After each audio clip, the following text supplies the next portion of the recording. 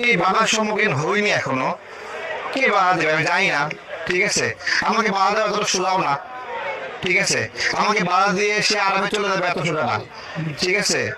এত সোজা এমনি এমনি ছাড়া দেবো না। আমি একা থাকলেও তাকে জাপটায় যাবো সেখানে, হ্যাঁ যাবে কই, ঠিক আছে। অনেকেই ইচ্ছা করে আইসা বলতেছে আমি ভোট দিব।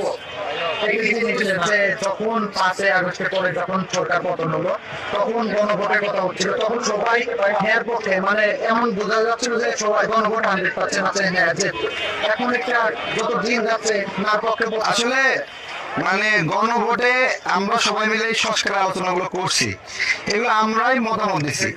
কিছু বিষয়ে আমরা একমত ছিলাম, কিছু বিষয়ে দ্বিমত ছিলাম, কিন্তু এগুলো আমাদেরই মতামত। তো সেই বিষয়ে আমরা সবাইকে জানাচ্ছি এই বিষয়গুলো, যাদের মনে হবে হ্যাঁ, তাদের মনে হবে না। দুশ্চিন্তার বিষয়, মানে নায়ের সংখ্যাটা মাঠ পর্যায়ে বেশ শক্তিশালী দেখা যাচ্ছে।